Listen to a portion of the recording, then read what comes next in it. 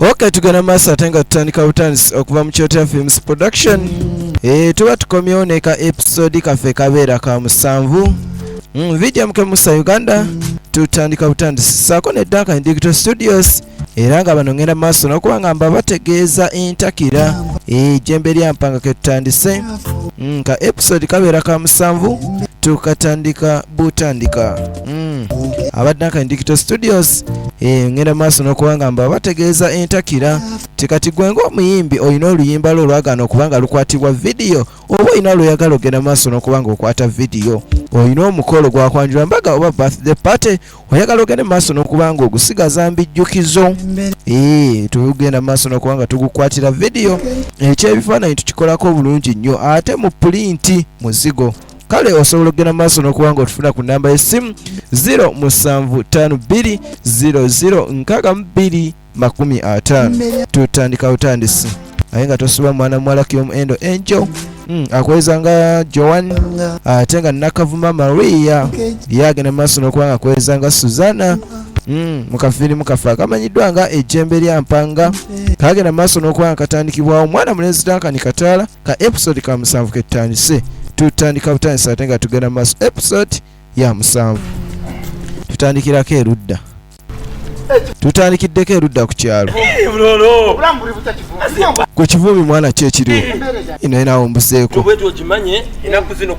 ebyaffe bimanyi byakuyiriba obitegeera anti eyo gye tubeera naye Kivumbi alina ddeeru gy'aleese ng'agireetedde mukwano gwe anti gye tubeera waliwo omukazi yeetaaga omukozi ebyo bikakola mulimu ki anti supervisor kibeera bwekiti yeetaaga aba supervisor naye ono takitegeera so kulabirira ewaka ente abakozi just kulabirira kuyisa kwega supervisor oteekeddwa kubanga ebintu by'omugagga buli kimu okakasa nti kikola ki kitambula bulungi nnyo naye ng'akasente ko akayinawo era omukozi yenna gwe yeetaaga akasente ajja kubanga amuwa musera ndeetedde omulimu kubanga kyogambye nti omugagga talina mukazi kyogambye nti omugagga talina musajja kiwedde kubanga ono omugagga ye mukyala kaakati omukyala oyo talina musajja mutaka ono kyekimuleetedde okugaa nti omulimu ondeetedde musava ayagala kukolawo ki firimu etandika butandisi ka episode ka 7 ketutandise naye lwaki gwe towukola nze njagaliza gwe kubanza ebyange obimanyi nasomera bwa plumbing kazisobola sulawo omulimu gwe nakola alina essimu naye ebeerako masumi ngotuuka okukigombolola nosalabu kati nasooka amulagirira wali okalina wayinza okugenda maaso n'okuba nga asanga omugagga naye omugagga mukyala eri mu kikomera amutegeeza nti omukyala oli talina musajja ate tazaalangako naye ng'ate omugagga omusimbi alina museera gwe nnyini obadde ogamba nabbosa wano nabbosa gw'obadde ondagirira wano ku kikomera eya akazi kakikubaako sente kaziina mpitirivu tazimala nawo anti yoyo mu kibuga byaffe obimanyi mbadde naze kuba nga nkola by'amazzi naye anti ife okimanyi connection tuzifunirawo tujja kwegwako kwogambye ekyo kangende maaso n'okuba nga ntetenkanya ate tulabe kyaliwe amunoonyereza omulimo ew'omugagga naye omugagga mukyala kyokka amutegeeza nti oli omukyala akasente kakayina kawera kyokka talina musajja ate talina mwana tugenda maaso era namusindikayo kyaliwe kubanga omulimo gwagaba musava ate nga n'akasente kwekali kale tutandika neka episode ka 7 abeera MK Musa Uganda YouTube channel yaffe Kyotera Films Production kwosobola okugenda maaso n'okuba nga otusanga ne bufirimu bwaffe nga buno oba omulembe bwonna obeera nga ofuna bulungi nnyo teweerabira kasita visitinga Kyotera Films Production subscribinga n'okukomentinga ensonga zibeere nga zitambula bulungi nnyo kati tuddako ono leero simanyi bwe mpita mu lunaku kubanga Susan amanyi omutwalo gwe kitegeeza sobola genda maaso nakubanga nsirayo option gye nsigazizza ya Joan kubanga wenzire wa Susan amanyi ekiwaya kye oyo ate tajja kumbeerera mwangu kakati option gye nnina genda wa housemate Joan kubewa Susan yo kakati walabisa okubanga wafu tugenda maaso ate nga tutandika ka episode kabeera ka 7 ejjembe lya mpanga eno season 1 ate nga twolekera okuba nga tugikomekkereza ne episode waffe obeerawo nga 10 aye tube nga tubatuusaako season 2 ate yo ojja kuba ng'ogiwulira anti ebiri mu season 1 aye season 2 twongeramu bongezi bisoko ekino ne kigenda mu maaso n'okuba nga kituwoomera yekyotera Films Productions sako ne Duncan Digital Studios ojja kuba ng'otutegeeramu baaba wamu ne VJ MK Musa Uganda okuva mu MK Videography Uganda ku 0756074746 eyo ye MK Videography Uganda. Tugenda maaso kakati tuddako ono housemaid oba house girl ali agenda maaso n'okuba nga akakalabya emirimu gye mpola mpola. Omuyayi twamuwulidde eri byamutabudde kakati eno option gyasigazza okuba nga Jane wa housemaid naye aba agenda mu maaso n'okuba nga ayoza ebintu obukule banaaba basekereraani obukule ne bukomawo naye kati ebyalinga eyabimanyira oba kye bayita ogumya omutwe naye kiki ekigenda maaso wano nagenda maaso n'emirimu firimu egenda maaso ekitanda nekiseetuka ekitanda kiseetusa ani akisise bannange sikitegeera butegeeza ate oba firimu egenda maaso ewaka wongedde okuba nga watabuka ewaka w'omugagga amanyikiddwa nga Don Kenny wongedde ogenda maaso n'okuba nga watabuka. Tugenda maaso ate nate mpolampola neeka episode kaffe ak'omusanvu season 1 era nga tubulayo episode nga 3 tukomekereze season esooka aye tuwatuuseeko ey'okubiri muliro gwennyini. Eno yo season 1 kuba kujja kifuku maaso kati season 2 ate musooke mutufunemu kimwetaaga kyennyini.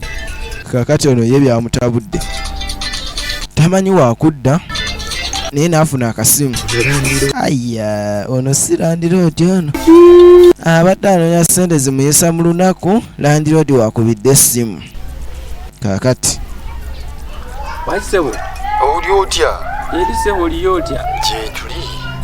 landiroodi aba yawakubanja naye n'asooka ng'akulamusa yeewomereza gy'oli alinga agenda okugaa nti oba emyezi 2 nkwadde gyaweerere najjawaawo nga toliiwo buli wezi kyo neetolola nsa olina entema gy'otemamu ebikubo eri professional sikutegeera sikutema bikubo just onsanga busanze nga siriwo naye mbeerawo akasenteko sikerabidde era kyendikolwa kuba tebitambula bulungi neibawo wezi oba toliiwo nawadde ebiragiro neibawo ne mugamba obeere ng'omunnyonnyola bw'onaaba toli wakubeerawo nawe nkomewo akimbulire nkimanyi ate gwe munnange twazimba kufuna aye mwe mulinga abaganyi twazimbira mmwe musuire mukubwereere sobola kumalako n'ennyumba z'emasanafu noonya gwe ennyumba ezaffe bwe batozisobole then ng'onoonya ezaawa ez'omukimumbaasa naye ffe zino ezaffe ez'omu masanafu olina baabusasula akasente si byabwereere landiroodi teweerabira n'oyo neibawo anjiribizza kakati kigenze myezi nga 8 tayagala kusasula mwe namba goba lumu omugambe saagala kummanyiira byennaku bisekerwa ebyennaku bisekerwa abadde akyanoonya zimuyisa mu lunaku kakati ate ne landiroodi watuukidde kyebagamba nti ebizibu tebimanya nnyumba mbi mutaka ono gwe tulengera kakati we twogerera bimutabudde naye amanyi okuba nga onoonya sente zikuyisa mu lunaku ate nga landiroodi naye ayagala zize kati nno nzizaako kisimanyi simanyi kyenzizaako kubanga wemba nkubisaamu bwenyinza oyiiya akasente wa mulundi gumu teekeddwa kubanga nnumba kano ka house girl tomanyi akayinza okuba nga kampangirayo otherwise bintu byatabukidde dda. Kakati ng'asooka atemaatema yolekedde eno ewa house girl yayinza okuba nga muyamba muzina ensonga kuba ebintu byatabuse amanyi koodi eziggula wano Tewali. Ogamba otya omulungi wange? Tewali ogamba ki? Sirina. Olina birowooza nti sirina. Naye mbuulira ki kyoŋŋamba, ki kyoyagala? Sooka ojje tombuuliza ate mu distance nga ntuuse. Olaba kiba kijja. Kakasa nti byonna birimu amagezi kubanga nina ebizibu byange. Efe ebizibu tubiina kubanga ebizibu bye nnina bwe bikunyumiza oyinza n'okunkaabirako. Okuva ewampa emmere eyasembayo siddangamu kulya. Tosaafuna mmere. Kyogaba oba tolidde wano ssebo toyinza kuyiya awalala wonna wonna ng'omusajja n'obeera nga weebeezaawo. Gw'olina kubanga obeesingira ku mmere ya wano. Basajja banno bakola ne bayiya okubanga bafuna ekyokulya saako n'okubanga yeemalira ebyetaago yawe bisigadde. Kati gwe ssebo obeesingira wano wokka. Bannaye sirina tuyiriba siga nti sikola naye tukola naye munna sente simanyi oba ensawo ezaffe ezirimu bituli kitegeera butegeesi. Olubuto kakati lwasse ku mugongo ekiraga nti ebintu byatabuse. Omugongo we gufuukira olubuto mbeera eby'etabuse kitegeeza n'olubuto oluli fulaati nga mugongo. Kati obanze gamba eki? Kubanga gwe ate mbadde nkyalikwawo nandi olinawo kubira essimu. Kati nno ebizibu tebimanya nnyo mbika nesekerere. Aye gwe mbadde nkyali ku ekyo nerandira oti tampisizaamu eggaali asaagala. Era nkirayo bulabi nga omuntu gwe nasigaza mu nsi ye gwe maama ye gwe taata. Wayinza okenda maaso n'okubanga onnyamba mu nsonga zino. Era nkifumiitirizaamu ne ndowooza nga sirina walala wakudda okujjawo kubanga nzija wano. Susan. Bwe buzibu bwo simanyi njagala onnyinyonnyole. Lwaki Eva obeera ompita Susan ng'ate nze Joani? Saagala kummanyira buli kadde omalako omazi mirembe n'osuzaana nze siri wano Susan ssebo. Simanyi oba walimbatiza ddi? Nze tunuulira nnyabo. Nyinza nti okwagala oli omukazi Susan omukadde nagala Susan mukama wange. Gwe buli kadde ng'atakubeera ku lulimi buli kadde oza Susan wano obeera nange Joani naye n'osuzaanisa. Kale nti ntera omuyitiramu ebizibu byange kati kindeetedde okubanga mujjukira. Nyamba Susan yakuyamba ebizibu byo. Kakati mpita ku Susan ne gufuuka ku Susan. Gende ewa Susan kubanga mukadde asobola okuyamba ebizibu. Nga bwe kiri nti Susan Eva yakubeera ku mutwe nyamba buyambi. Otawanyika ove wano ogende wa Susan wo. Akulage Susan. Kale mbitegedde. Ebyokunyiiga ebyo mwattu sibyagala. Kale mwana muwala nga bwe kiri nti Gaaya amwagala agira akaseera n'akuulinga yekka neekkakkanya. Golaba ebizibu tubisiŋŋanya. Gwe ekyokulya okifunira mbudde. Kitegeera buli kimu okwebaka weewali.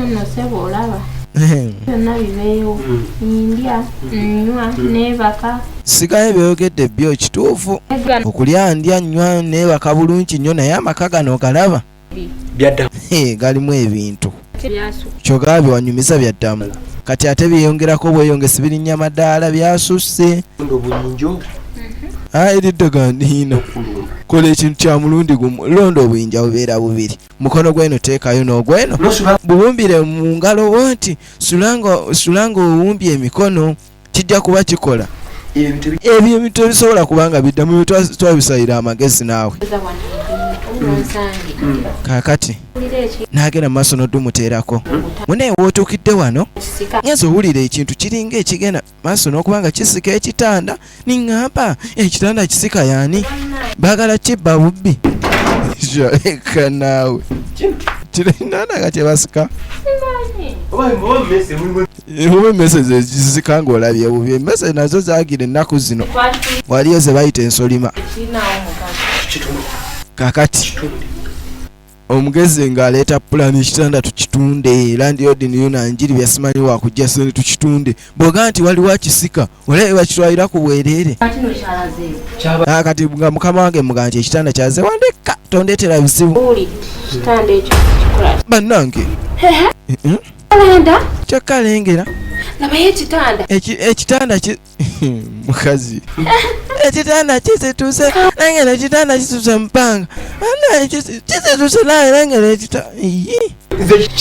ekitanda nkiraba kiri wansi ate oli mugaa kisituse onaaba eddagala oyosalyose ekitanda nyekinirawo nkinengera kisituse mpanga soka obeeko naye kyokolawo ng'omusajja oŋŋamba ekitanda nkirengerawo ekiri oyagala kuŋŋamba nze mulalu gwe mulamu kalizagagana amaaso gange tegakyababula ekitanda nkirengedde nga kisiruka mu bbanga kiekyo kizina kyavuka bwe kikkirira iye mukazi wabadde ki kiikyo nekyogawe tolina kyolaba kyonna kyonna ekitanda kyo nkiraba sijja kuwakanya naye weekiri tekinnavaawo kati gwagamba ekitanda kisituka kiki oliko byatika onaaba oliko obuzibu ku mutwe obadde ki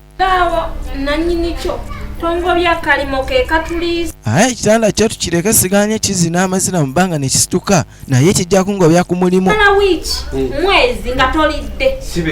lwaki sikuwasa nekujja wano bwe bibanga ekitanda kikuleetedde obuzibu naye nga kyo tukitutte ndeka olaba naye weeremereddwa ate oyongereko owokubiri londako okubeera wano ebitanda nga biyambuka bwe bizina amazina n'okubeera ewange ne tusiiba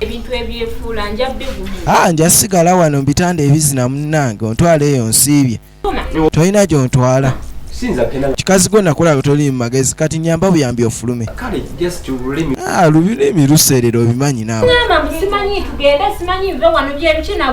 oli mukwogera bintu bya kisiro olinga akubwa oŋŋamba otya nve wano nga naye weeremereddwa kale no nyamba nviira sina wengenda munaye nga sinnateekayo kantu mu lubuto iyo okunyumiziza ebizibu bya ennaku ziyise sirya emmere twagiridde dda yawedde muddamu ntamu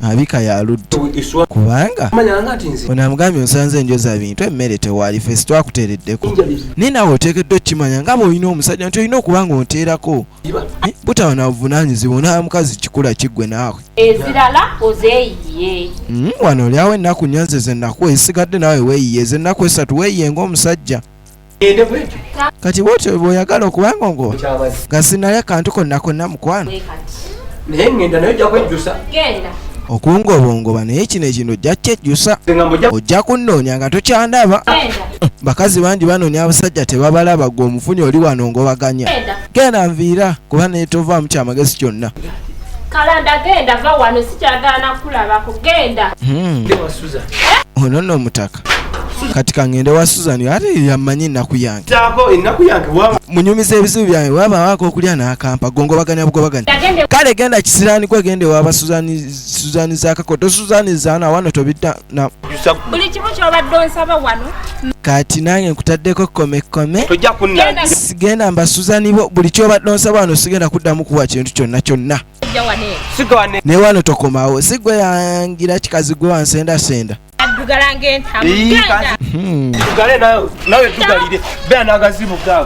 kati nawe toba na bizibu genda n'ebitanda bye bisituka genda kisiraani gwe lumbe gwenkuwonye kibadde kinyunyuta bunyunyusi siinako naye nkifunyemu konna bannange kale onvumye onjogeredde naye ojja kyejjusa kaŋŋende ojja kunnoonya nga tokyandaba kale kyokka mugobye nago olumu gunyiiza bunyiiza ne banna naye mba saagala kugoba kaakati akomawo eki ekitanda muvi firimu ekitanda kifuuse ekitanda kifuuse ekitanda nga asooka akomawo yeetegereze bulungi nnyo bannange ekitanda nekyambuka firimu muvi bannange ekitanda kifuuse ekitanda kitabuse ekitanda wetunatandikira episode akanabeera ak'omunana ye season 1 naye nga twolekera okuba nga tugikomekereza okuva bannaffe abaddanka Digital Studios saako n'ekyota Films Production kabadde kamanyiddwa ng'ejjembe lyapanga tubadde twaka episode kabadde kamusanvu tusingane mu k'omunana. Till then, bye bye. jembe lya mpanga yafuuka ejjembe, jembe lya mpanga yafuuka ejjembe, jembe lya mpanga jembe.